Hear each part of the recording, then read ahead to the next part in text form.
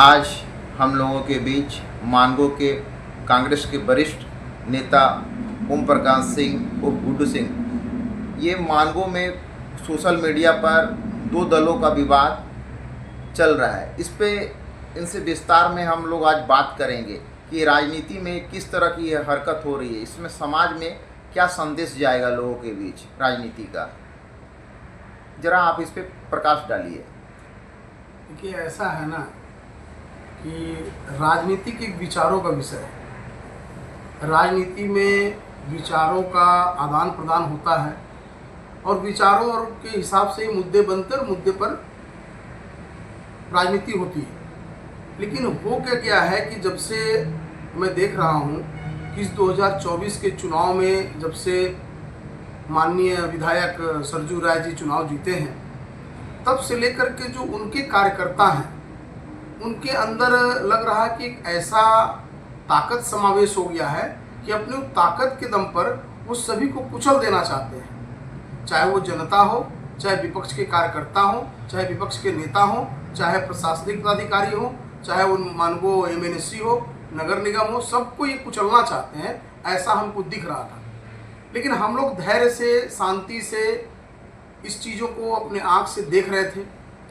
और राजनीति में स्वाभाविक है कि जो पावर में है, जो शासन में है, जो सत्ता में है, उसको विपक्ष की बातों को सुनना होगा। विपक्ष उनकी बातों के ऊपर, मुद्दों के ऊपर में उन पर प्रहार करेगा ही, लेकिन विचारों से प्रहार करेगा, शब्दों से प्रहार करेगा। हाथ पैर लाठी डंडा का राजनीति में किसी तरह से उसका समावेश नहीं हो सकता है। लेकिन जब माननीय विधायक सरजू राय जी विधायक बने, मानगो पूरा कचड़ामय हो गया। माने हर गली में, हर मोहल्ले में, हर जगह पे कचड़ा ही कचड़ा था मानगो में। इसके बावजूद भी हम लोगों ने एक शब्द नहीं कहा। हमने कहा कि जनता ने इनको चुना है विधायक के रूप में, ये अपना काम करें। लेकिन इन्होंने जनता के जनमत का अपमान किया, उसका सम्मान नहीं किया, और जिस वजह से मानगो कचड़ामय हुआ। उसके बाद निरंतर पानी की समस्या मानगो में, निरंतर आपराधिक घटनाएं, यहाँ हत्या, वहाँ लूट, वहाँ डकैती, वहाँ ये मारपीट।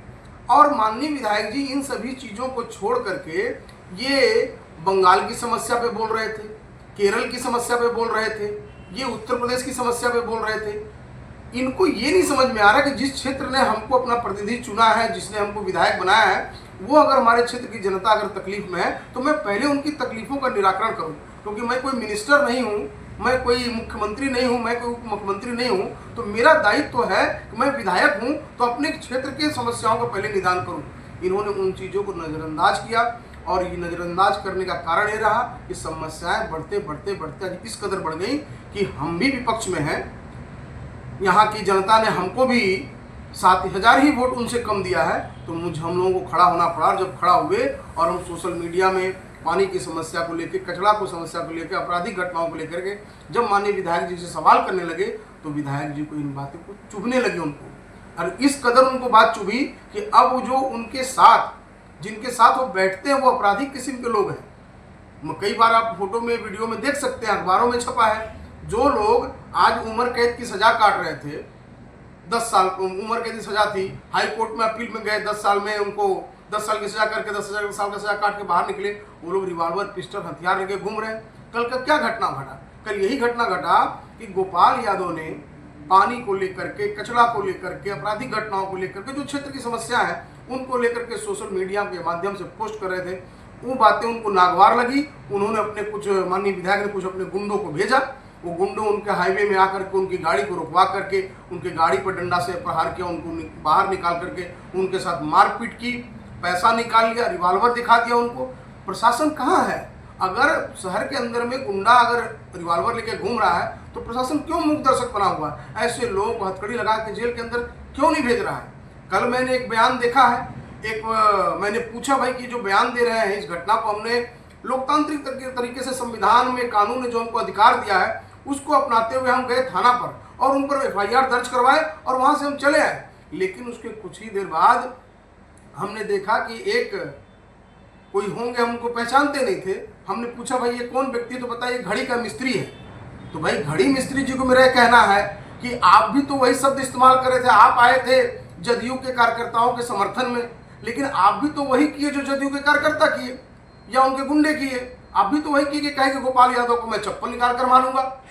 आप कानून हाथ में लेंगे क्या? चप्पल से मारने का अधिकार आपको देश का संविधान, देश का कानून देता है क्या आपको? और अगर आपके हाथ में चप्पल है तो क्या गोपाल यादव, अगर आप मिस्त्री होकर के और चप्पल पहनते हैं तो गोपाल यादव एक बिजनेसमैन है, एक व्यापारी है, उसके पास तो महंगी महंगी चप्पलें होंगी। अगर वो चप्पल निकालेगा तो आपको मिस्त्री जी कैसा लगेगा? मिस्त्री जी, आप मिस्त्री हैं, मैं हर वर्ग का और हर काम का, चाहे वो मिस्त्री का काम हो, चाहे वो लेबर का काम हो, चाहे कुली का काम हो, चाहे वो अफसर हो, चाहे अधिकारी हो, चाहे व्यापारी हो, मैं सभी वर्ग के लोगों का सम्मान करता हूँ। मिस्त्री होना कोई बुरी बात नहीं है। आप घड़ी के मिस्त्री हैं, मुझे जरूरत पड़ेगी मैं भी आपके पास घड़ी बनवाने आऊँगा। लेकिन जो आपने शब्दों का इस्तेमाल किया कि मैं चप्पल खोल के मारूंगा गोपाल यादव को, तो मिस्त्री जी मैं आपको आगाह करता हूँ, इतनी ऊंची ऊंची बातें अपने आका के दम पर मत बोलिए। समय बदलता है, समय बदलेगा, समय बदला था। आपकी राजनीति में ये समावेश है कि हमने सुना कि आप राजनीति करने लगे हैं, घड़ी का मिस्त्री आप हैं लेकिन राजनीति भी करने लगे हैं। कभी आप कांग्रेस के पाले में चले जाते हैं, कभी आप भारतीय जनता पार्टी के पाले में चले जाते हैं, कभी आप जदयू के पाले में चले जाते हैं। तो आपका अस्तित्व तो खुद डोल मटोल वाला है। आप तो पेंडुलम में घड़ी का घड़ी बनाते हैं, इसलिए घड़ी का पेंडुलम आपके सामने हिलता है तो आप पेंडुलम बन गए हैं। तो पेंडुलम है तो कितना दिन आपका आका साथ में रहेंगे, कितना दिन आपके आका करेंगे? तो आका के दम पर इतनी बड़ी बातें किसी के लिए नहीं कहिए। ये भारत है, भारत संविधान से चलता है, कानून से चलता है। कानून को अपने हाथ में मत लीजिए। जिस दिन कांग्रेस के कार्यकर्ता, बन्ना गुप्ता के सिपाही अगर कानून हाथ में लेने लग जाएंगे, मैं बताता हूं कि गली मोहल्ले में आप लोगों का रहना दूभर हो जाएगा। लेकिन कांग्रेस ने संविधान को बनाया है, कांग्रेस संविधान से चलती है, कांग्रेस कानून को मानती है। बन्ना गुप्ता के सिपाही उसके आदेश का पालन करते हैं, इसलिए हम कानून हाथ में नहीं लेंगे। हमारे ऊपर जब भी प्रहार होगा, आप हमको डंडा से मारे, आप हमारा हाथ पैर तोड़ दे, आप कानून को हाथ में ले ले, हमको कोई दिक्कत नहीं। लेकिन हम तो जब भी लड़ाई आपके साथ लड़ेंगे, कानून से लड़ेंगे। और अब तो और जनता के बीच में हम इन समस्याओं को लेकर के जोर शोर से उठाएंगे, क्योंकि आपने जनता के जनमत का अपमान किया है, सम्मान नहीं किया है। इसलिए विधायक जी, मेरा आपसे रिक्वेस्ट है कि आप एक सम्मानित व्यक्ति हैं, सम्मानजनक काम कीजिए, जनता को उनकी समस्याओं से निजात दिलाइए। इसी के लिए आपको वोट दिया गया था।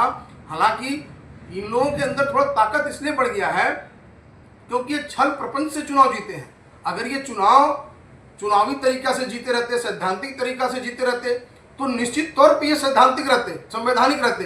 लेकिन इन्होंने छल प्रपंच से, और छल प्रपंच से मिला हुआ ताकत, मिला हुआ पावर, वो ज्यादा दिन तक नहीं रहता है। आप देख लीजिए, रावण को भगवान राम ने नहीं मारा, रावण को उसके पाप ने मारा उसको।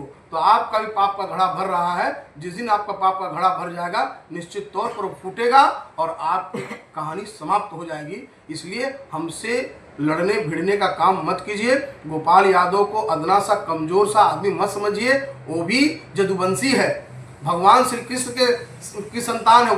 वो भी अपने आप पर आ जाएगा तो निश्चित तौर पर आप लोगों को समझ में आ जाएगा। लेकिन वो पार्टी का कार्यकर्ता है, कांग्रेस का कार्यकर्ता है और संविधान और कानून के हिसाब से चलेगा। ऐसा हमारे मंत्री श्री बन्ना गुप्ता जी का निर्देश है कि जो भी करना हम लोग को कानून सम्मत करना है और संवैधानिक तरीके से करना है। इसीलिए आप लोगों से मेरा निवेदन होगा और प्रशासन से निवेदन होगा कि कल हम लोगों ने जो मुकदमा दर्ज कराया है उसमें त्वरित कार्रवाई कीजिए, नहीं तो कांग्रेस पार्टी आगे उग्र आंदोलन करने के लिए बाध्य है। मैं यहाँ एक बात और कर देना चाहता हूँ कि 2009 में यहाँ के विधायक रहे माननीय श्री बन्ना गुप्ता जी, 2019 से लेकर 2024 तक स्वास्थ्य मंत्री रहे, यहाँ के विधायक रहे, यहाँ का प्रतिनिधित्व किए क्षेत्र का। मैं बताना चाहता हूँ आज कि सरजू राय जी भी 2005 से 2009 तक यहाँ के विधायक थे पश्चिमी जमशेदपुर के। 2014 से लेकर के अब 2019 तक वो विधायक रहे जमशेदपुर पश्चिमी के। 2019 से लेकर 2024 से लेकर के 2019 से लेकर 2024 तक वो पूर्वी के विधायक रहे। एक बार इनको मंत्रित्व काल भी मिला इनको इसमें। तो मेरे को जरा सा बताएं कि जमशेदपुर पूर्वी पश्चिमी यानी ऑल पूरा जमशेदपुर जो टाउन एरिया है, ऐसी कौन सी योजना ला करके जनता को दिया जिससे जनता को लाभ मिला? बन्ना गुप्ता तो अपने कार्यकाल में पहली बार विधायक बने थे और उन्होंने तो मानगो बाली कुआं में ग्रिड की स्थापना करवाई। मानगो थाना का मेन रोड सिंगल रोड था, उसको 2 लेन में तब्दील किया। दोबारा जब वो मंत्री बने तो आप देख लीजिए फ्लाईओवर ब्रिज ला के आपको दिया। आज मानगो की कम से कम 20 सड़कें जो है वो कालीकृत हो गई, पिच रोड बन गया। जो हमारे कार्यकाल के अंत समय में बना ऐसा सड़कें बनी है, पीसीसी सड़कें बनी, पानी की समस्या का हमने निजात करा है, जहां तक पानी पहुंचाया, नहीं हो पाया वहां डीप बोरिंग करा के लोगों को पानी दिया। लेकिन कभी अखबार में ये नहीं छपा कि बन्ना गुप्ता जी के समय में कि पानी के लिए मानगो में हाहाकार। लेकिन आज स्थिति जस्ट उलट है। कभी अखबार में नहीं छपा कि कचड़े का अंबार लगा है। जब 2009 में बन्ना गुप्ता विधायक बने थे, मानगो नोटिफाइड एरिया के ऑफिस में कचरा डालने का काम किया था, हाईवे में कचरा डालने का काम किया था। लेकिन इनका ये है कि ये कुछ तो अपना बतावे, 15 साल के कार्यकाल का कुछ तो बताओ कि मैंने जमशेदपुर को ये दिया। सिर्फ जमशेदपुर उन्होंने क्या दिया? जमशेदपुर को इन्होंने लड़ाई, युद्ध, झगड़ा, झंझट, कार्यकर्ता को लड़ाना, उसको लड़ाना, इसको लड़ाना, यही काम ये किए।